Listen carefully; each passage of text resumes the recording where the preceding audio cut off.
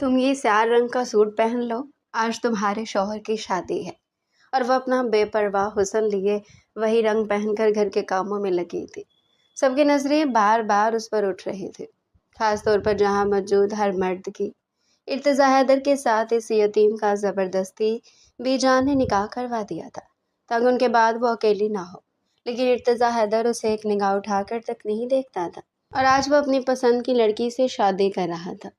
अमाया उसके कपड़े कमरे में रखकर जूं ही पलटी, इर्तिजा के दोस्त की नीयत उस पर ख़राब हुई और वो उसके साथ ज़बरदस्ती करने लगा। इसी वक्त इर्तिजा कमरे में आया तो सामने का मंजर देखकर उसका खून खोल उठा। तुम्हारी हिम्मत कैसे हुई मेरी बीवी को हाथ लगाने की? उसे बुरी तरह मारने लगा और एक तमाशा लग गया।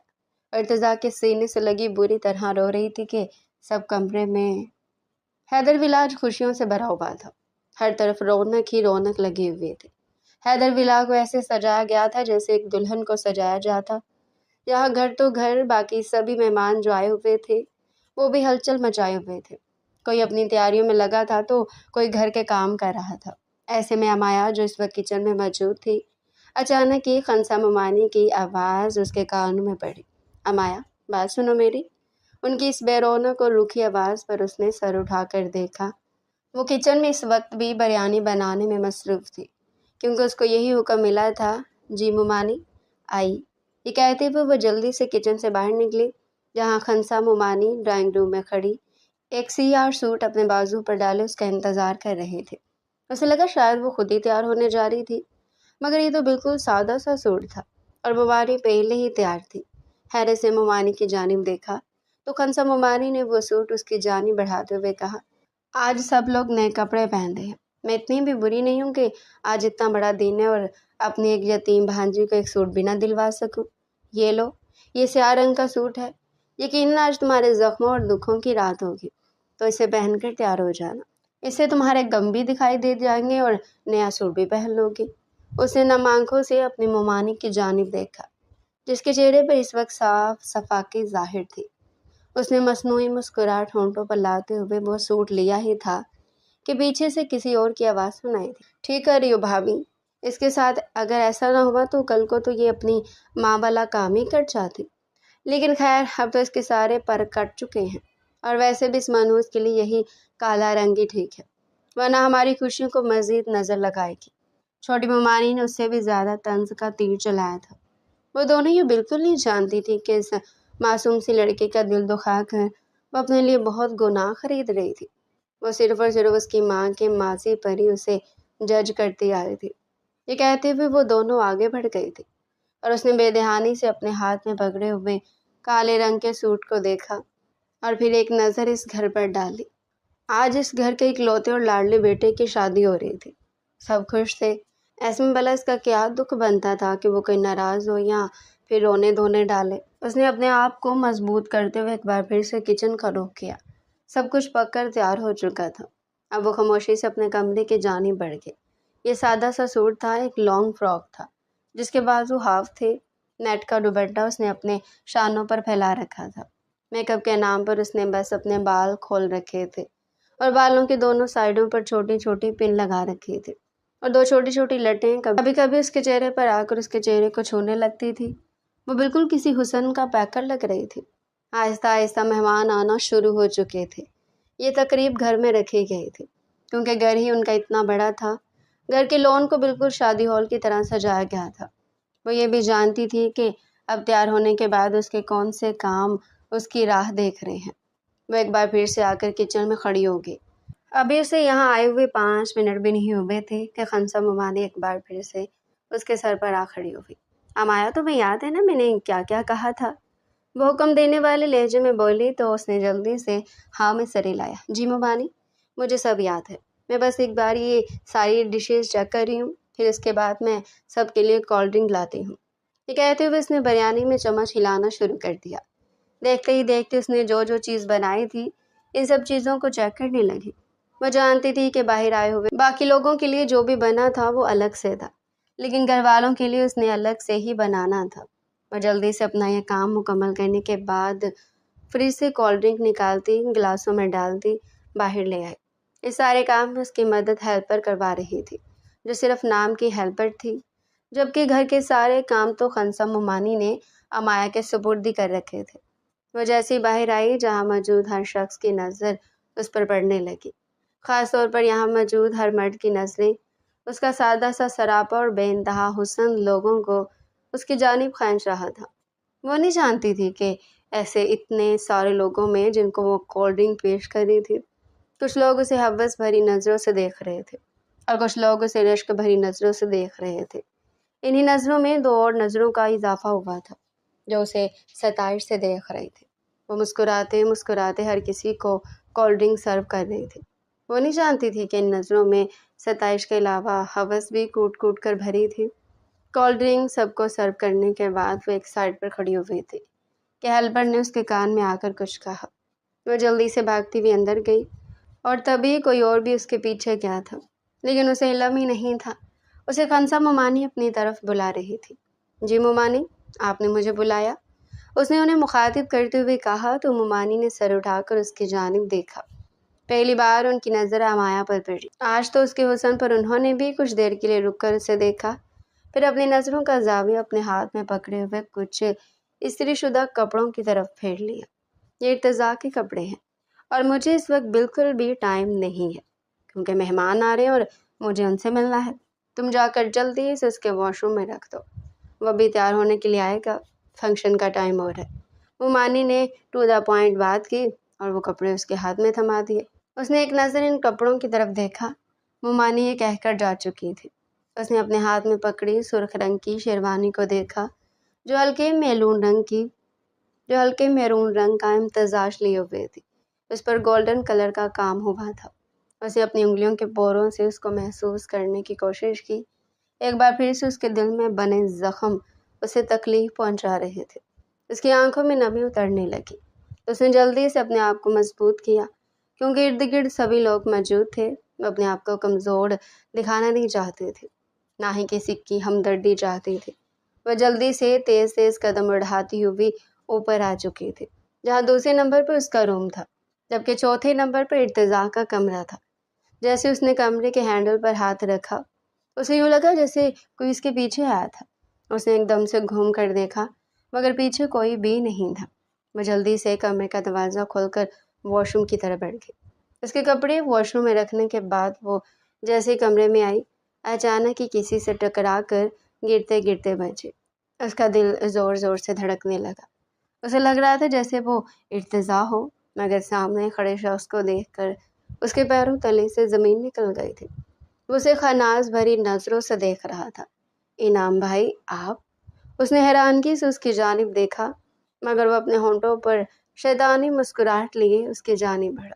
بھائی مت کہو مجھے تم، کہیں سے بھی میں تمہارا بھائی لگتا ہوں؟ وہ ویسے ہی شیطانیت بھری مسکراہٹ کے ساتھ بولا تو وہ ذرا دور ہوئی۔ ارتضیٰ بھی آنے والے ہیں، آپ یہاں پر بیٹھ جائیں۔ وہ اسے بیٹھنے کا کہہ کر آگے بڑھی تھی کہ اس نے اس کا ہاتھ پکڑ لیا۔ اس نے اتنی مضبوطی سے ہاتھ پکڑا تھا کہ اس کے ہاتھوں میں پہنی گئی سیاہ رنگ کی وہ چوڑیاں ٹوٹ کر بکھرنے لگی اور اس کے ہاتھ پر لگنے لگی، جبکہ اس کا دل زور زور سے دھڑک رہا تھا۔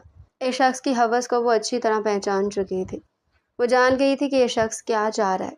دیکھیں، آپ بہت حد سے بڑھ رہے ہیں، میں ابھی یہاں پر چلانا شروع کر دوں گی۔ وہ بولی۔ تم؟ انعام نے مزید اسے اپنے قریب کیا۔ شور تو تم تب مچاؤ گی نا جب کوئی یہاں پر سننے والا ہوگا، اور ویسے بھی اگر تم شور مچاؤ گی سب لوگ آئیں گے بھی تو بدنامی تو تمہاری ہوگی، میرا تو کوئی کچھ نہیں جائے گا۔ یہ کہتے ہوئے اس نے اپنے ہاتھ کی گرفت مزید مضبوط کی تھی۔ شرم آنی چاہیے آپ کو، میں آپ کے دوست کی بیوی ہوں۔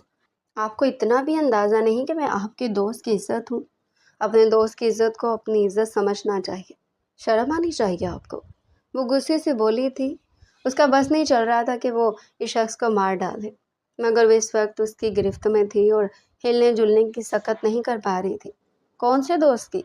اس دوست کی جو اپنی عزت کو خود نگاہ اٹھا کر تک نہیں دیکھتا، اس بے قدر انسان کو جس کو تمہارے حسن کی قدر ہی نہیں ہے۔ تم اس کے لیے آنسو بہا رہی ہو؟ حیرت ہے، اور جو تمہارے سامنے تمہارے حسن کا قدر دان کھڑا ہے اس کا کیا؟ یہ کہتے ہوئے اس نے اس کے سینے سے دوپٹہ کھینچ کر بیڈ پر پھینکا تھا اور دیکھتے ہی دیکھتے وہ اس پر جھکا تھا۔ تبھی وہ چیخنے لگی تھی، اپنے آپ کو چھڑوانے کی ہر کوشش کر رہی تھی مگر ناکام ہو رہی تھی۔ ارتضا خدا کے لیے میری مدد کریں۔ وہ چیخ رہی تھی مگر گھر کے شور میں اس کی آواز سے کہیں دب کر فنا ہو رہی تھی۔ اب تو دیگ بھی چڑھ چکی تھی، سارے گھر میں شور شرابہ تھا، کسی کی آواز کسی کو سنائی نہیں دے رہی تھی۔ اس سے پہلے کہ وہ مزید آگے بڑھتا، اچانک ہی کمرے کا دروازہ کھلا۔ جو ہی ارتضا اندر داخل ہوا، اس نے سامنے کا منظر دیکھا۔ وہ اس سے بچنے کے لیے ہاتھ پیر مار رہی تھی، اسے گالیاں دے رہی تھی، اور وہ شخص تھا کہ مزید اس کے ساتھ غلط کیا جا رہا تھا۔ اس کا خون کھول اٹھا تھا، نہ جانے کیوں اسے اپنے ہی دوست انعام پر بے تحاشا غصہ آیا تھا، وہ بھی اس لیے کہ وہ اس کی بیوی کو ہاتھ لگا رہا تھا۔ انعام! وہ ایک دم سے دہاڑا تھا، جس پر انعام نے پلٹ کر اس کی جانب دیکھا تھا، مگر اس کے ہاتھ ابھی بھی امایہ کی کمر کو چھو رہے تھے۔ نہ جانے کیوں وہ بے ساختہ قدم اٹھاتا ہوا اس کی طرف بڑھا اور اس کے گریبان سے پکڑ کر اسے امایہ سے دور کیا۔ امایہ نے جلدی سے بیڈ کی طرف بھاگتے ہوئے اپنا دوپٹہ اٹھا کر اپنے سینے پر اوڑھ لیا اور ایک کونے میں کھڑی ہو کر سسک سسک کر رو رہی تھی۔ اس کا دل زور زور سے دھڑک رہا تھا، آنسو تھے کہ بہے چلے جا رہے تھے۔ وہ خدا کا شکر ادا کری تھی کہ شخص کو مزید آگے بڑھنے کا موقع نہیں ملا تھا، جبکہ ارتضا اب اسے فرش پر گرا کر اس کے چہرے پر مکے برسائے جا رہا تھا۔ تمہاری ہمت کیسی ہوئی میری بیوی کو چھونے کی؟ ہمت کیسی ہوئی تمہاری میرے گھر کی عزت پر ہاتھ ڈالنے کی؟ میں نے تمہیں اپنا سچا دوست سمجھا تھا اور تم تو آستین کا سانپ نکلے، بغیرت انسان۔ وہ یہ کہہ کر اسے مار مار کر آدمرا کر رہا تھا۔ اچانک ہی باہر بھی ہلچل مچ گئی تھی۔ دیگ تھوڑی دیر کے لیے بند ہوا تو ان کے کمرے سے چیخوں کی آواز باہر جا رہی تھی۔ وہ انعام کو مار رہا تھا اور انعام کی چیخیں نکل رہی تھی، جبکہ زور زور سے روتی ہوئی امایہ کی بھی آواز نکل رہی تھی۔ خنسا بیگم، رحیلہ بیگم اور کچھ آئے ہوئے مہمان اور گھر کے سبھی مقیم یہاں شور سن کر آ چکے تھے، اور جب یہاں آ کر یہاں کا منظر دیکھا تو خنسا بیگم کے پیروں تلے سے زمین نکل گئی، کیونکہ اب انعام بالکل بے سدھ زمین پر پڑا تھا۔ اس کے ناک سے، اس کے منہ سے خون بہہ رہا تھا، وہ لہو لہان تھا، جبکہ خنسا بیگم یہ دیکھ کر حیران ہوئی کہ بیڈ کے دوسرے کنارے پر ارتضا کھڑا امایہ کو اپنے سینے سے لگائے ہوئے تھا۔ امایہ نے بھی بے اختیار اپنے ہاتھ اس کے گرد پھیلا دیے۔ ارتضا نے اسے اپنے مضبوط بازوؤں میں سہارا دے دیا تھا۔ بس امایہ، میں ہوں نا، یہاں پر تمہیں کوئی کچھ نہیں کہے گا، میرے ہوتے ہوئے کوئی تمہیں ہاتھ بھی نہیں لگا سکتا۔ یہ کہتے ہوئے اس نے اپنی گرفت مزید امایہ کے گرد مضبوط کر دی تھی۔ کچھ لوگوں نے آگے بڑھ کر انعام کو اٹھایا تھا اور اسے ہسپتال لے جانے لگے تھے، جبکہ خنسا بیگم تو اپنے بیٹے کو دیکھ رہی تھی، جن کی نظریں اپنے اس بیٹے پر تھی جو آج دلہا بننے والا تھا، اپنی پسند کی لڑکی لے کر آنے والا تھا، اور وہ لڑکی جو اسے ایک آنکھ تک نہیں بھاتی تھی، آج وہ اسے سینے سے لگا کر کھڑا تھا۔ انہیں بس ایک لمحہ لگا تھا سارا ماجرا سمجھنے میں۔ اس سے پہلے کہ وہ آگے بڑھ کر کچھ کہتی، ایک بار پھر سے ارتضا نے منہ کھول کر امایہ سے کچھ کہا تھا۔ تم کیوں ڈر رہی ہو؟ تمہیں ڈرنے کی کوئی ضرورت نہیں ہے۔ اگر اس کے علاوہ بھی کوئی تمہیں ایسے چھیڑے، کوئی تمہیں کچھ کہے تو تم نے میرے پاس آنا ہے، تمہارا وارث ابھی زندہ ہے۔ یہ کہتے ہوئے اس نے ایک بار پھر سے امایہ کو اپنے سینے میں جکڑ لیا۔ بے اختیار ارتضا کی نظروں میں کچھ مہینے پہلے کا واقعہ کوند گیا، جب بھی جان اپنے کمرے میں نڈھال ہوئی پڑی تھی۔ ان کی طبیعت ہی کہ مزید بگڑتی چلی جا رہی تھی۔ ڈاکٹروں نے انہیں ہسپتال میں رہنے کے لیے کہا تھا، مگر انہوں نے ضد کر کے گھر جانے کو کہا تھا۔ بالآخر ان کی بیٹی اور بہویں انہیں گھر لے آئے تھے، اور تب سے لے کر اب تک سب لوگ ان کی خدمت میں لگے ہوئے تھے۔ وہ گھر کی سب سے بڑی خاتون تھی، اس گھر میں انہیں کا راج چلا کرتا تھا۔ جو بھی فیصلہ ہوتا بی جان کی مرضی کے خلاف نہ ہوتا، بلکہ ہر بات پر ہی بی جان کی مرضی ہی پوچھی جاتی تھی۔ گو کہ آغا جان کے چلے جانے کے بعد اس گھر کی سب سے بڑی اور ذمہ دار انسان، سب کی کفیل بی جان ہی رہی تھی۔ اس وقت بھی وہ جب اپنے کمرے میں موجود تھا تو اچانک ہی خنسا بیگم نے اسے آواز دی، ارتضا بیٹا، تمہیں بی جان بلا رہی ہے، جلدی سے باہر آ جاؤ، ان سے مل لو، ان کی حالت مزید بگڑتی جا رہی ہے۔ ان کی بات پر وہ جلدی سے اٹھا اور بی جان کی طرف بڑھا تھا۔ گھر کے سبھی افراد بی جان کے پاس موجود تھے۔ سب کی موجودگی میں بی جان نے اس کا ہاتھ پکڑا تھا۔ ارتضا بیٹا، میں نہیں جانتی کہ میرے پاس اور کتنا وقت ہے، مگر میں یہ ضرور جانتی ہوں کہ اب زیادہ وقت نہیں ہے۔ میری یہ معصوم سی بچی میرے بعد بالکل اکیلی پڑ جائے گی، اس کا اس دنیا میں اور کوئی نہیں ہے۔ یہ تمہاری پھپھو کی بیٹی ہے اور اگر میں زندہ رہتی تو شاید میں اس کی پسند سے ہی اس کا رشتہ کر پاتی، مگر اب زندگی ساتھ چھوڑ رہی ہے۔ میں نہیں چاہتی کہ میں اسے اکیلا چھوڑ کر جاؤں۔ بیٹا تم سمجھ رہے ہو نا میری بات؟ بی جان گھما پھرا کر بات کر رہی تھی، علالت سے بھرپور ان کی آواز کمزور لگ رہی تھی۔ وہ بی جان کے پاس ہی بیٹھا تھا اور اس کا ہاتھ بی جان کے دونوں ہاتھوں میں تھا۔ جی بی جان، میں سمجھ رہا ہوں، آپ آگے بات کریں، کیا کہنا چاہ رہی ہیں؟ اس نے بی جان کے ماتھے پر ہاتھ رکھتے ہوئے کہا تو بی جان نے مسکراتے ہوئے اس کا ہاتھ اپنے ہونٹوں سے لگایا۔ ان کا چہرہ بالکل زرد ہو چکا تھا۔ بیٹا اسے تم میری آخری خواہش ہی سمجھ لو، مگر میری امایا سے تم ابھی اور اسی وقت میری موجودگی میں نکاح کر لو۔ کم از کم جاتے ہوئے میں پرسکون تو ہوں گی کہ میں نے اسے مضبوط ہاتھوں میں سونپ دیا ہے۔ بی جان کی یہ بات سن کر اس نے ایک دم سے اپنا ہاتھ پیچھے کھینچ لیا۔ بی جان، یہ آپ کیا کہہ رہی ہیں؟ میں امایا سے؟ نہیں، ہرگز نہیں، میں اس سے شادی بالکل نہیں کرنا چاہتا۔ میں کسی اور کو پسند کرتا ہوں اور میں اسی سے شادی کروں گا۔ اس کے علاوہ ابھی تو میرا کیریئر بھی نہیں بنا، مجھے اپنا کیریئر بھی بنانا ہے، وہ ایک لمحے میں ہتھے سے اکھڑ چکا تھا۔ یہ سنتے ہی بی جان کی سانسیں تیز چلنے لگی تھی۔ میری آخری خواہش یہی ہے کہ میں اپنی آنکھوں سے اسے مضبوط ہاتھوں میں سونپ دوں، اور میرے خیال میں تم سے علاوہ اور کوئی ایسا شخص نہیں ہے جو مضبوط ہو۔ اسے ابھی میری آنکھوں کے سامنے نکاح کر لو، بیٹا، کم از کم میں سکون سے مر سکوں گی۔ بی جان کی اکھڑتی ہوئی سانسوں کو دیکھ کر اس کے پیروں تلے سے زمین نکل گئی تھی۔ اس کی کیا، اس کمرے میں موجود ہر انسان کے پیروں تلے سے زمین نکل گئی تھی، جبکہ بیڈ کے دوسرے کونے پر بیٹھی ہوئی امایا کو تو یوں لگا جیسے اس کے سر سے چھت ہی چھن رہی ہو۔ وہ تو زور زور سے رونے لگی تھی۔ اس کا تو کل سرمایہ ہی بی جان تھی۔ یہ خدا کا شکر تھا کہ یہاں پر ڈاکٹر کو بلایا گیا تھا۔ اس نے جلدی سے انہیں آکسیجن ماسک لگایا اور پھر ان کی طرف مڑتے ہوئے کہنے لگا، پیشنٹ کی حالت بہت زیادہ خراب ہے، انہیں ہسپتال لے کر جانا ہوگا، مگر وہ اس بات پر مصر ہے کہ انہیں گھر پر ہی رہنا ہے۔ آپ لوگوں سے التجا انہیں خوش رکھنے کی کوشش کریں۔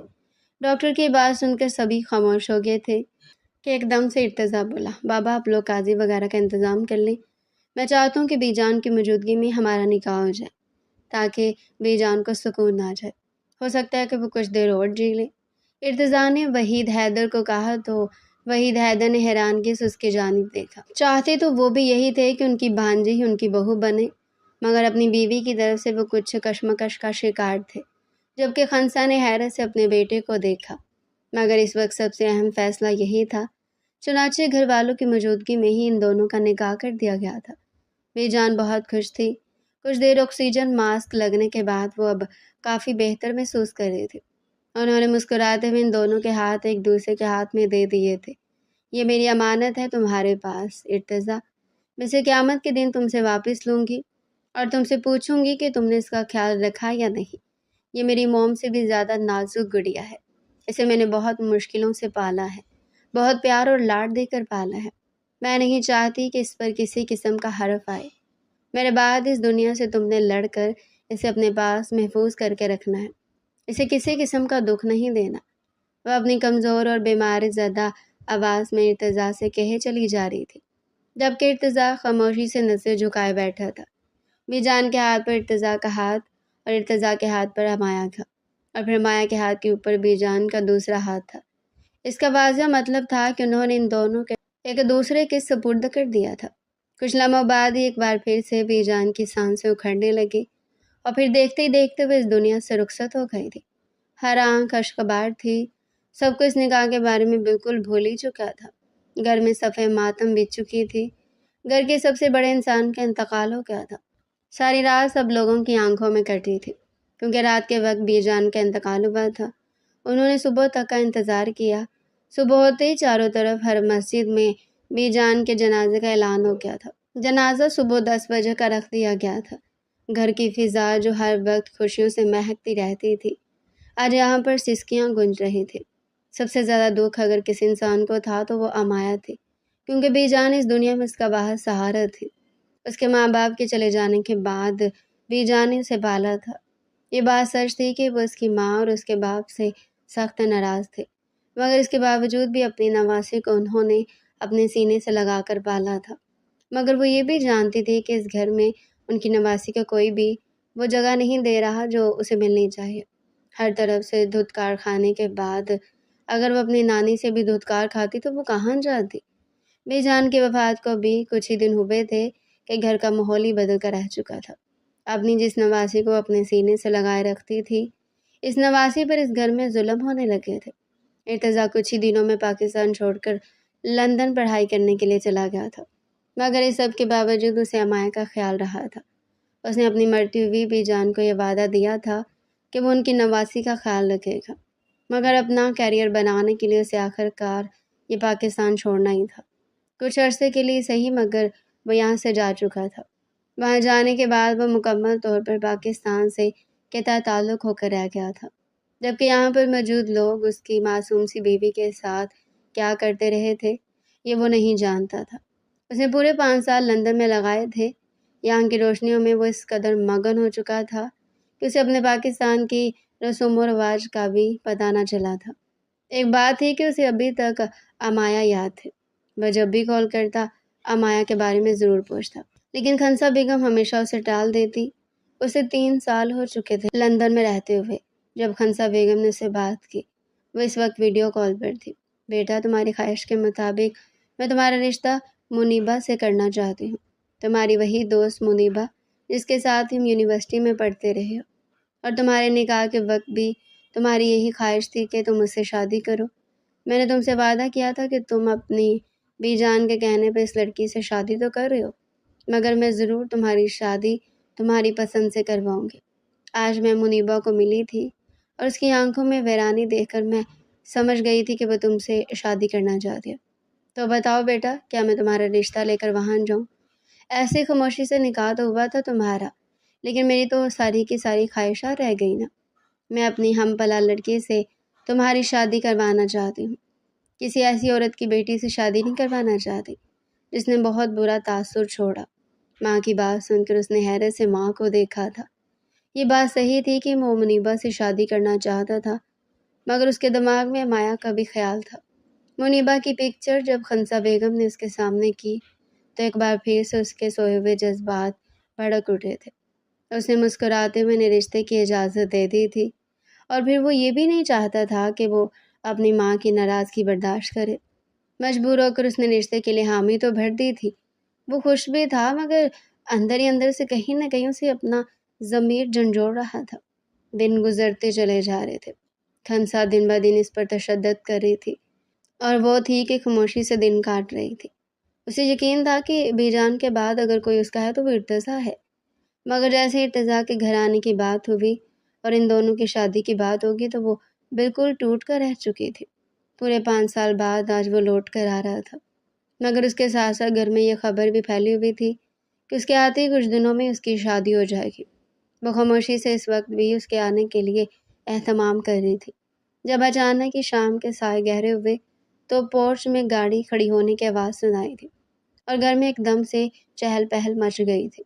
صاحب جی، بیگم صاحبہ جلدی سے باہر ہیں، دیکھیں کون آیا ہے۔ اس گھر کے سب سے پرانے ملازم سلیم کی آواز پورے گھر میں گونجی تھی۔ سارے گھر کے مقیم حتیٰ کہ ملازمین بھی بھاگتے ہوئے دروازے پر پہنچے تھے۔ اس کا کہیں استقبال شاندار طریقے سے کیا گیا تھا۔ سب ملازمین کو بھی گھر کے مکینوں کے پیچھے جاتے ہوئے دیکھا تو اس نے جلدی سے چولہا بند کیا اور اپنے ہاتھ دوپٹے سے صاف کرتی ہوئی وہ سب کے پیچھے آ کر کھڑی ہو گئی تھی۔ اس کا دل زور زور سے دھڑک رہا تھا۔ سبھی افراد سے مل کر اس نے ادھر ادھر دیکھا تھا۔ اس کی منتظر نگاہیں شاید کسی کو ڈھونڈ رہی تھی، اور آخر کار وہ اسے گھر کے مکینوں اور ملازمین کی بھیڑ میں آخر میں نظر آ ہی گئی تھی۔ گلابی رنگ کے سادہ سے سوٹ میں اس کا حسین سراپا اسے اپنی طرف متوجہ کرنے لگا تھا۔ 5 سال بعد وہ اسے دیکھ رہا تھا۔ نہ جانے کیوں آج وہ اس کی آنکھوں کو بے حد حسین لگ رہی تھی۔ اس سے پہلے کہ وہ آگے بڑھ کے اس سے کوئی بات کرتا، خنسا بیگم اس کا بازو پکڑ کر اسے ڈرائنگ روم میں لے آئی تھی۔ ویسے بھی اب ڈنر کا وقت ہونے والا تھا، تو خنسا بیگم نے یہ سوچا تھا کہ ایک ساتھ وہ کھانا ہی کھائے گا، مگر اس نے ڈرائنگ روم میں بیٹھتے ہی کہا، امی جان مجھے بہت تھکاوٹ ہو رہی ہے، اب جلدی سے میرے لیے ایک کپ چائے بنوا دے، پھر میں فریش ہونے کے بعد کچھ دیر آرام کروں گا اور پھر اس کے بعد ہی کھانا کھائیں گے۔ اس کی بات پر خنسا بیگم نے جلدی سے امایہ کو آواز دی تھی، امایہ جلدی سے ارتضیٰ کے لیے چائے کا بندوبست کرو، اور وہ بھی پھرتی سے اس کے لیے چائے بنانے لگی تھی۔ وہ اچھی طرح جانتی تھی کہ اسے چائے کے ساتھ پکوڑے بے حد پسند تھے، اس لیے وہ اس کے لیے پکوڑے بھی بنانے لگی تھی۔ سب کچھ تیار کرنے کے بعد وہ ٹرالی میں سب کچھ سجائے ڈرائنگ روم میں داخل ہوئی، اور جیسے وہ نیچے بیٹھ کر ٹیبل پر چائے اور پکوڑے وغیرہ سجانے لگی، بے اختیار ارتضیٰ کی نظر اس پر دوڑ گئی۔ اچانک اس کے چہرے سے اس کے ہاتھوں تک اس کی نظر نے سفر کیا، تو ایک دم سے اس کی نظریں اس کی کلائی پر جا کر ٹھہر گئی، اور اس کے چہرے کے زاویے ایک دم سے بگڑنے لگے۔ وہ ارد گرد میں لوگوں کی پرواہ کیے بغیر ایک دم سے اس کی کلائی پکڑتے ہوئے کھڑا ہو گیا۔ یہ کیا ہوا ہے تمہیں؟ اف خدا، اتنا سارا ہاتھ جل گیا تمہارا، کیسے جلائی ہے؟ وہ بے اختیار اس کے ہاتھ کو اپنے دونوں ہاتھوں میں لیے ہوئے تھا اور آہستہ آہستہ اپنی انگلیوں کی پوروں سے اسے چھو رہا تھا۔ خنسا بیگم یہ سن کر ایک لمحے کے لیے ساکت رہ گئی، پھر فوراً اٹھ کھڑی ہوئی۔ ارے کچھ نہیں ہے، کام کرتے ہوئے تو اتنے ہاتھ جل ہی جاتے ہیں۔ ان کی بات امایا کے کانوں میں پڑی تو اس نے اپنا ہاتھ پیچھے کھینچنے کی کوشش کی، مگر وہ نہیں جانتی تھی کہ سامنے کھڑے شخص کی گرفت بہت مضبوط تھی۔ امی، میں نے آپ سے نہیں پوچھا، میں نے امایا سے پوچھا۔ بتاؤ امایا، کیا ہوا ہے؟ اس کی بات پر امایا نے جھکی ہوئی نظروں کے ساتھ ٹوٹے پھوٹے لفظوں میں کچھ کہنے کی کوشش کی۔ وہ بس کام کرتے، اس سے پہلے کہ وہ بات پوری کر دی، اچانک پیچھے کھڑے سلیم کی آواز اس کے کانوں میں پڑی۔ ارے صاحب جی، کام کرتے ہوئے نہیں بلکہ جان بوجھ کر ان کا ہاتھ جلایا گیا ہے۔ یہ سن کر امایا کے پیروں تلے سے زمین نکل گئی تھی، اور خنسا بیگم کا بھی کچھ یہی حال تھا، جبکہ ارتضیٰ کی نظروں میں حیرت اور بے یقینی پھیل گئی تھی۔ کیا بکواس کر رہے ہو تم؟ وہ ایک دم سے چلائے تو سلیم نے ایک لمحے کے لیے اس کے پیچھے کھڑی خنسا بیگم کو دیکھا، جو اسے نظروں ہی نظروں میں خاموش ہونے کا کہہ رہی تھی، مگر اس نے نظر چڑھاتے ہوئے ارتضیٰ کو سب کچھ بتانا مناسب سمجھا تھا۔ وہ اس گھر کا سب سے پرانا ملازم تھا، بی جان اور آغا جان ان دونوں کی خدمت اس نے خود کی تھی، اور وہ یہاں کی ہر بات کو جانتا تھا۔ وہ اس گھر کا ملازم نہیں بلکہ ایک فیملی ممبر بن رہا تھا۔ آخر وہ اس بات پر کیسے چپ رہ سکتا تھا؟ اس کے دل میں امایا کے لیے بالکل ویسی عزت اور پیار تھا جیسا اپنی بیٹیوں کے لیے تھا۔ صاحب جی، اصل میں کل رات کے کھانے پر ملازمہ سے تھوڑا نمک کھانے میں زیادہ ہو گیا تھا، اور امایا بی بی کی تھوڑی سی طبیعت خراب تھی، تو وہ کھانے کو دیکھنے کے لیے ملازموں کو کہہ کر چلی گئی تھی۔ ملازموں کو نمک تھوڑا کم لگا تو اس نے تھوڑا سا اور ڈال دیا، وہ تھوڑا زیادہ ہو گیا، اور پھر بیگم صاحبوں کو اس بات پر بہت غصہ آیا تھا۔ صبح تک انہوں نے انتظار بھی نہ کیا اور امایا بی بی کو سوتے ہوئے اٹھا کر کچن میں لے آئی، پھر خود ہی ان کے ہاتھ پر گرم گرم چمٹا بھی لگایا تھا اور ابلتا ہوا پانی بھی ڈالا تھا۔ سلیم کی اس بات پر ارتضیٰ کی آنکھوں میں حیرت اور بے یقینی پھیل گئی تھی، جبکہ سامنے کھڑی امایا کی آنکھوں سے آنسوں کی ایک لڑی بہنے لگی تھی۔ امایا، کیا سلیم ٹھیک کہہ رہا ہے؟ وہ بھی بار امایا سے پوچھ رہا تھا، جبکہ امایا کی کلائی ابھی بھی اس کے ہاتھ میں تھی، جس پر اس کی گرفت بہت سخت سے سخت ہوتی چلی جا رہی تھی۔ ارے بیٹا، تم اس کی بات پہ یقین کرے، وہ تو بس 2 ٹکے کا ملازم ہے، ایسی کوئی بات نہیں ہے۔ مگر وہ ایک دم سے چلا کر بولا، میں نے آپ سے نہیں، امایا سے پوچھا۔ امایا، سچ سچ بتاؤ مجھے، کیا سلیم سچ کہہ رہا ہے؟ وہ اس قدر روب اور غصے سے بولا تھا کہ امایا نے بے اختیار ہاں میں سر ہلا دی۔ نہ جانے خدا کی طرف سے کوئی معجزہ تھا، آتی اس کے سامنے خنسا بیگم کی سچائی کھل گئی تھی۔ امی، میں نے آپ سے وعدہ لیا تھا کہ آپ اس کا خیال رکھیں گی، مگر آپ نے یہ خیال رکھا اس کا؟ مجھے آپ سے یہ امید نہیں تھی۔ وہ بے یقینی سے اپنی ماں کی طرف دیکھ رہا تھا، اسے چائے وغیرہ سب بھول چکی تھی۔ وہ امایا کا ہاتھ پکڑے جلدی سے اسے اپنے روم میں لے آیا تھا۔ سلیم، جلدی سے مرہم لے کر میرے کمرے میں آ جاؤ۔ وہ سلیم کو ہدایات دیتا ہوا اسے اپنے کمرے میں لے آیا۔ سلیم بھاگتا ہوا مرہم لایا تھا، مرہم لے کر وہ واپس چلا گیا تھا۔ وہ جانتا تھا کہ خنسا بیگم اس کی خوب کلاس لیں گی، لیکن اسے اس چیز کی پرواہ نہیں تھی، جبکہ ارتضیٰ تو جیسے اپنی تھکن بھی بھول چکا تھا۔ مجھے معاف کر دو امایا، مجھے لگا تھا شاید امی تمہارا بالکل بی جان کی طرح خیال رکھیں گی، مگر شاید میں غلط تھا۔ اب میں آ گیا ہوں تو تمہیں فکر کرنے کی کوئی ضرورت نہیں ہے۔ یہ کہتے ہوئے اس نے اس کے ہاتھ پر مرہم لگایا تھا۔ وہ خاموشی سے آنکھیں جھکا کر بیٹھی تھی۔ لمحے بھر کے لیے اس نے اپنی لرزتی ہوئی پلکیں اٹھا کر سامنے بیٹھے شخص کو دیکھا تھا۔ 5 سال میں وہ اور بھی زیادہ حسین ہو گیا تھا، بے حد وجیح، بے حد خوبصورت، بے حد حسین خد و خال رکھنے والا یہ شخص بظاہر اس کا شوہر تھا، مگر اسے رہ رہ کر اس بات کا خیال آ رہا تھا کہ اس کی ممانی نے اس کی شادی کی تاریخ طے کر دی تھی۔ آج سے ٹھیک 2 دن بعد ان دونوں کی شادی تھی۔ ان دونوں کو جلد سے جلد ایک دوسرے سے الگ کرنے کے لیے خنسا بیگم ایک بار پھر سے کمرے میں آ گئی تھی۔ بیٹا، ایسی کوئی بات نہیں ہے جیسی سلیم نے کہی ہے، بس میں نے اس کے ہاتھ پر چمٹا دیتے ہوئے غصے میں کہا تھا کہ ٹھیک سے کام کیا کرو۔ وہ بغیر دیکھے اس کی کلائی پر لگ گیا تو اس میں میرا کیا قصور ہے؟ چلو اب جاؤ، تمہاری پٹی ہو گئی ہے، تم چلو کھانا لگاؤ، ہم لوگ آ رہے ہیں۔ وہ صفائیاں دیتی ہوئی ایک بار پھر سے اسے کمرے سے جانے کے لیے کہہ رہی تھی۔ نہیں امی جان، یہ اب کھانا نہیں لگائے گی، ملازمہ لگا دے گی، تم جاؤ اور آرام کرو۔ یہ کہتے ہوئے اس نے اسے اس کے کمرے میں بھیج دیا تھا۔ وہ اپنی آنکھوں میں آنسو لیے اپنے کمرے میں آ گئی تھی۔ ساری رات اسے نیند نہیں آئی تھی۔ ارتضیٰ نے ملازمہ کے ہاتھ اس کے کمرے میں ہی کھانا بھجوا دیا تھا۔ یہ زندگی میں پہلی بار ہوا تھا۔ ایک بار پھر سے اسے اس گھر میں اپنا تحفظ محسوس ہو رہا تھا، مگر یہ تحفظ تو چند دن کا تھا۔ اس نے اپنے دل پر پتھر رکھ لیا تھا۔ آخرکار وہ کسی اور سے محبت کرتا تھا اور وہ اس کی زندگی میں اس کی راہ کا کانٹا نہیں بننا چاہتی تھی۔ باقی کے جو 2 دن باقی تھے وہ رشتہ داروں کی دعوتوں میں لگے تھے، مگر گھر میں سب چلے جاتے تھے اور ایک وہی بچ جاتی تھی۔ خنسا بیگم کسی نہ کسی طریقے سے اسے گھر پر ہی چھوڑ دیتی تھی، جبکہ ارتضیٰ کو اس کا خیال رہتا تھا۔ وہ نہ چاہتے ہوئے بھی اس کے قریب ہو رہا تھا، روزانہ اس کی پٹی تبدیل کرتا، روزانہ اس کی ہلکی پھلکی گفتگو کرتا۔ کچن میں کھڑے ہوتے ہوئے وہ جب کھانا بنا رہی ہوتی تو وہ خاموشی سے آ کر اس کے ساتھ بیٹھ جاتا۔ تھوڑی بہت باتیں ہوتی رہتی تھی۔ وہ ہمیشہ اپنی نظر جھکا کر رکھتی تھی، مگر پہلے جو شخص اسے دیکھنا پسند نہیں کرتا تھا، آج 5 سال بعد واپس آیا تھا تو وہ کس قدر بدلا ہوا تھا۔ مگر اس کے باوجود بھی وہ جانتی تھی کہ وہ اپنی محبت سے تو منہ ہرگز نہیں موڑ سکتا۔ 2 دن گزر چکے تھے اور آج یہ سب ہو چکا تھا۔ اسے اپنے سینے سے لگائے کھڑے ہوئے ارتضیٰ کی آنکھوں میں یہ سارا منظر گھوم گیا تھا۔ اس سمے اگر اس نے کہیں بھی اس سے چھوٹی موٹی باتیں کی تھی تو اس نے اس کی آنکھوں پر دھیان نہیں دیا تھا، مگر اب جب اس نے پچھلی ساری زندگی میں نظر دوڑائی تھی تو اس سب میں اس کی نظریں صرف اس کے چہرے پر گئی تھی، اس کے بہتے ہوئے آنسوؤں پر گئی تھی۔ وہ فیصلہ کن انداز میں پیچھے مڑا۔ اس سے پہلے کہ وہ کچھ کہتا، خنسا بیگم آگے بڑھے۔ ارتضیٰ، یہ کیا کر رہے ہو تم؟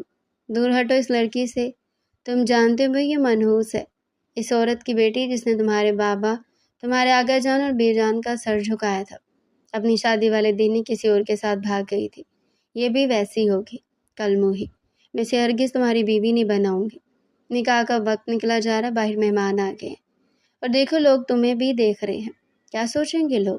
جنہیں اس نکاح کے بارے میں نہیں پتہ انہیں بھی پتہ چل جائے گا، ہماری کیا عزت رہ جائے گی۔ وہ غصے سے بولی تو ایک دم سے ہمایہ کا ہاتھ پکڑ کر سامنے آ گیا تھا۔ کرنی ہے جس نے باتیں وہ کر لے، میں ہرگز ہمایہ کا ہاتھ نہیں چھوڑوں گا، اس کے ساتھ تو میرا جینا مرنا لکھ دیا جا چکا ہے۔ بی جان خود ہم دونوں کا نکاح کر کے گئی تھی اور 5 سال پہلے آپ کو یاد ہو یا نہ ہو انہوں نے میرے ہاتھ میں اس کا ہاتھ تھمایا تھا، اور خبردار اگر کسی نے اس کی امی پر کوئی بات کرنے کی کوشش کی، وہ گھر کیوں چھوڑ کر گئی تھی اس بارے میں بھی تو آپ لوگوں کو ہی پتہ ہے، پھر کیوں آپ لوگ ان پر بے وجہ الزام لگا رہے ہیں؟ ان کی بیٹی کو اتنے سالوں سے ذلیل کر کے رکھا ہے آپ لوگوں نے۔ وہ غصے سے چلایا تھا۔ خنسا بیگم ایک لمحے کے لیے ساکت رہ گئی تھی۔ ان کے سامنے بالکل آقا جان کا عکس کھڑا تھا۔ آقا جان بھی بالکل ایسے ہی تھے اور اپنی بیٹی کے لیے ویسے ہی چلائے تھے۔ انہیں اپنی بیٹی پر پورا یقین تھا۔ میں جانتا ہوں کہ رامین پھوپھو گھر چھوڑ کر بھاگی نہیں تھی، بلکہ آپ لوگوں نے گھر سے نکالا تھا اور پھر ان پر یہ الزام لگا دیا تھا کہ وہ گھر سے بھاگ گئی ہیں، کیونکہ آپ چاہتی تھی کہ آپ دونوں کے شوہروں کی تمام جائیداد صرف اور صرف ان دونوں کے نام رہے، ان میں سے ان کی بہن کو کوئی حصہ، کوئی بٹوارا نہ ہو۔ مگر جب قسمت نے ایک بار پھر سے رامین پھوپھو کو آقا جان اور بی جان کے سامنے لا کھڑا کیا تھا، تب آپ لوگوں کو فکر ہوئی تھی، اور پھر خدا کی کرنی یوں ہوئی کہ ان دونوں کا انتقال ہو گیا، اور پھر رامین پھوپھو بی جان کے ہاتھ میں امایا کا ہاتھ تھما کر چلے گئے تھے۔ میں سب جانتا ہوں، آپ کو لگ رہا تھا کہ میں اس سے ہمدردی کر رہا تھا، اس کا ہاتھ جلا، میں نے اسے ہمدردی کی، اسے کام کرتے ہوئے دیکھا، میں نے اسے ہمدردی کی، مگر ایسا ہرگز نہیں ہے۔ میں اس سے محبت کرنے لگا ہوں، دل و جان سے چاہنے لگا ہوں۔ یقین جانے جب انعام نے اسے ہاتھ لگایا تو میرا دل چاہا کہ میں انعام کا ہاتھ پکڑ کر جلا دوں، کاٹ پھینکوں میں اس کی انگلیاں جن سے اسے وہ چھو رہا تھا۔ رہی بات منیبہ کی تو اس سے میرا اچھا تعلق بن گیا تھا اور اس تعلق کو میں نے محبت کا نام دے دیا تھا، مگر یہ 5 سال جو میں نے باہر گزارے ہیں نا، ان میں مجھے میچورٹی آئی ہے، اور میری میچورٹی یہ کہتی ہے کہ مجھے محبت اگر کسی سے ہوئی ہے تو وہ صرف اور صرف امایا ہے، منیبہ نہیں ہے۔ یہ کہتے ہوئے اس نے ایک بار پھر سے اپنے ساتھ کھڑی روتی ہوئی امایا کو اپنے سینے سے لگا لیا تھا۔ جبکہ دروازے پر کھڑے ہوئے سب لوگوں نے حیرانگی سے اس کی جانب دیکھا۔ تبھی خنسا بیگم کے موبائل پر گھنٹی بجی۔ جی بھائی صاحب، ہم ابھی آ رہے ہیں، بس نکل ہی رہے ہیں، یہ کہتے انہوں نے کچھ اور کہنے کی کوشش کی تھی جب اچانک ارتضیٰ نے ان کے ہاتھ سے وہ موبائل لے لیا۔ السلام علیکم انکل، ارتضیٰ بات کر رہا ہوں میں، آپ کی بیٹی سے شادی نہیں کر سکتا کیونکہ میں پہلے سے ہی شادی شدہ ہوں۔ میرا نکاح سے 5 سال پہلے میری کزن امایا کے ساتھ ہو گیا تھا اور آج میں اس سے بے حد محبت کرتا ہوں، اسے کسی کے رحم و کرم پر نہیں چھوڑ سکتا۔ منیبہ سے میری طرف سے معذرت کر لیجیے گا، ہاں میری اس سے کافی اٹیچمنٹ ہو گئی تھی، وہ میری بہت اچھی دوست ہے، وہ میری بات سمجھ جائے گی، لیکن اب میری زندگی میں فیصلے وہی ہوں گے جو میں کروں گا۔ میری ماں پر جو میں نے فیصلے چھوڑے تھے ان سے مجھے بڑی مایوسی ہوئی ہے، آج سے میں اپنی ماں کا کوئی حکم نہیں مانوں گا، اگر حکم مانا بھی صحیح تو میرے دل میں ان کے لیے وہ بات تو بالکل بھی نہیں رہے گی جو پہلے تھی۔ مجھے ان پر ایمان تھا لیکن انہوں نے جھوٹ پر مبنی سب کچھ کر دیا تھا، لیکن اب نہیں۔ میرے گھر میں میری ایک بیوی رہتی ہے، میں اس کے ساتھ ہرگز ناانصافی نہیں کر سکتا اور نہ ہی میں اسی کی محبت کے ساتھ کسی اور کی محبت کو لا سکتا ہوں۔ میری محبت صرف اور صرف امایا ہے۔ اس کی بات ختم ہوئی تو آگے سے اچانک کی منیبہ کی آواز گونجی، میں نے اتنے سالوں تمہارا انتظار کیا مگر آج تمہارے منہ سے یہ بات سن کر میں خاموش ہوگی۔ محبت زبردستی نہیں کروائی جاتی، خدا نے تمہاری زندگی میں کوئی اچھی لڑکی ہی لکھی ہوگی اور میری زندگی میں کوئی اور آ جائے گا۔ یہ کہتے ہوئے اس نے کال بند کر دی تھی۔ ارتضیٰ نے خاموشی سے ایک بار پھر سے پیچھے مڑ کر کونے میں سمٹی کھڑی امایا کو دیکھا جس کی آنکھوں میں بے یقینی تھی۔ ایک دم سے سارے گھر میں جو چہل پہل تھی وہ حیرانی میں بدل گئی تھی۔ اب ایسا کریں کہ جو سوٹ آپ نے منیبہ کے لیے لیا تھا وہ ابھی کے ابھی لے کر آئیں، وہ امایا پہنے گی۔ وہ سنجیدہ لہجے میں بولا تو وہ حیران رہ گئی۔ وہ کچھ کہنا چاہتی تھی مگر ارتضیٰ نے ہاتھ اٹھا کر روک دیا۔ بس امی جان، بس، آپ بہت اچھی ہیں مگر آپ نے ایک اچھی ممانی ہونے کا بالکل بھی کردار ادا نہیں کیا، اس پر مجھے آپ سے ہمیشہ شکوہ رہے گا، لیکن میں آپ کو خوش کرنے کے لیے اپنی محبت کو ہرگز دکھی نہیں کرنا چاہتا۔ وہ جو ساری زندگی دکھی رہی ہے، آج اس کی آنکھوں سے گرتے ہوئے آنسوں نے مجھے اندر تک دہلا دیا۔ مجھے یوں لگتا ہے جیسے اس کے آنسوں میرے دل پر گر رہے ہوں۔ میں اس کے ساتھ ہرگز ناانصافی نہیں کروں گا، نہ ہی میں اپنے ساتھ ناانصافی کروں گا، نہ میں کسی اور لڑکی کی زندگی برباد کروں گا۔ جلدی سے آپ لوگ سوٹ لے کر آئیں اور اسے تیار کریں، ہماری رخصتی آج ہی ہوگی، ہماری کوئی بے عزتی نہیں ہوگی بلکہ آگے جان کا سر مزید اونچا ہو جائے گا۔ ان کے جانے کے بعد بھی ان کی عزت کے رکھوالے موجود ہے۔ یہ کہتے ہوئے اس نے باقی سبھی لوگوں کا وہاں سے جانے کے لیے کہا تھا جبکہ اس کے اپنے دونوں والدین یہاں پر رہ گئے تھے۔ کچھ دیر بعد وہ بھی جا چکے، وہ اسے بیڈ پر بٹھا کر خود تیار ہونے کے لیے چلا گیا۔ تیار ہو کر وہ واپس آئے تو وہ بے انتہا خوبصورت لگ رہا تھا، جبکہ یہاں کچھ لڑکیاں آ چکی تھیں جو امایا کو تیار کرنے آئی تھی۔ تیار ہو کر وہ باہر چلا گیا اور لڑکیوں نے اسے تیار کرنا شروع کر دیا۔ وہ بے انتہا خوبصورت لگ رہی تھی اور پھر اسٹیج پر منیبہ کی جگہ امایا بیٹھی تھی۔ کالے سوٹ کے بجائے اب وہ مرون رنگ کے لہنگے میں تھی۔ اس کا حسن اب مزید نکھر رہا تھا۔ اس کے گالوں پر آئی ہوئی لالی نے یہ ثابت کر دیا تھا کہ آج وہ ہر چیز سے بے خوف تھی۔ اس کے ساتھ بیٹھے ہوئے میرون رنگ کی شیروانی میں ملبوس ارتضیٰ نے اس کا ہاتھ مضبوطی سے تھام رکھا تھا۔ بالآخر اس کے سارے صبر پورے ہو چکے تھے اور اب صبر کا پھل ملنے کا وقت آ چکا تھا۔ نظریں بار بار پھر آ کر ان پر آ جاتی تھی۔ انعام کا کوئی پتہ نہیں تھا لیکن اب ارتضیٰ نے انعام کے ساتھ دوستی رکھنی بھی نہیں تھی، لیکن دل ہی دل میں وہ انعام کا شکر گزار بھی تھا کیونکہ اگر شاید وہ انعام کو امایا کو چھوتے نہ دیکھتا تو اس کے دل میں دبی ہوئی محبت کبھی بھی سر نہ اٹھاتی، مگر آج اس دبی ہوئی چنگاری نے شعلہ بھڑکا دیا تھا اور امایا کی زندگی میں ایک معجزہ ہو گیا تھا۔ اس شخص نے اسے اپنا لیا تھا جو کسی اور کو اپنانے جا رہا تھا۔ سب لوگوں کے چلے جانے کے بعد امایا کو اس کے کمرے میں بٹھا دیا گیا تھا۔ کمرے کو بہت حسین طریقے سے سجایا گیا تھا، بالکل ویسے جیسے امایا سجی ہوئی تھی۔ وہ اپنے چہرے پر گھونگھٹ ڈالے اس کا انتظار کر رہی تھی جب اس کے پاس آ کر بیٹھا۔ مجھے سمجھ نہیں آ رہی امایا کہ میں بات کہاں سے شروع کروں، مگر میں تم سے یہ ضرور کہنا چاہتا ہوں کہ میں تم سے بے حد محبت کرتا ہوں اور میں تمہارے بغیر نہیں رہ سکتا۔ تمہاری طرف اٹھنے والی ہر انگلی کو میں آج کے بعد توڑ کر رکھ دوں گا لیکن تم پر آنچ نہیں آنے دوں گا۔ یہ کہتے ہوئے اس نے اس کے ہاتھ کو اپنے دونوں ہاتھوں میں لیا تو امایا نے شرم سے سر جھکا لیا۔ اس کا دل زور زور سے دھڑکنے لگا تھا۔ اس نے اس کے ہاتھ میں وہ کنگن پہنائے جو بیجان نے وصیت میں لکھے تھے۔ یہ بیجان کے کمرے میں ان کی الماری کے سب سے خاص لاکر میں پڑے ہوئے تھے، جس کی چابی صرف اور صرف ارتضیٰ کے پاس تھی۔ یہ پہناتے ہوئے اس نے ایک دم سے اسے کھینچ کر اپنے سینے سے لگا لیا۔ تم سوچ نہیں سکتی کہ نکاح کے بعد میرا دل کس طرح تمہاری طرف مائل ہوا۔ شاید اس بندھن نے دو دلوں کو باندھ دیا ہوتا ہے۔ محض رشتہ تو کاغذی ہوتا ہے، مگر یہ دو دلوں کو باندھ دیتا ہے۔ اس نے میرے دل کو تمہارے دل سے باندھ دیا۔ آج کے بعد میں تمہیں کبھی خود سے الگ نہیں کروں گا۔ اس کی اس بات پر امایا نے بھی اپنے بازو پھیلا کر اپنے آپ کو اس کے شانوں میں مزید سمو لیا۔ ان کی محبت بالآخر پوری ہو چکی تھی اور آج ان کی زندگی کی سب سے حسین رات تھی۔ امایا اپنے صبر کا یہ پھل دیکھ کر خدا کے سامنے سرسجود تھی۔ بے شک وہ ذات انسان کو آزماتی بھی ہے اور آزمائش کے بعد وہ چیزیں عطا کرتی ہیں جس کے بارے میں انسان کو کبھی گمان بھی نہیں ہوتا۔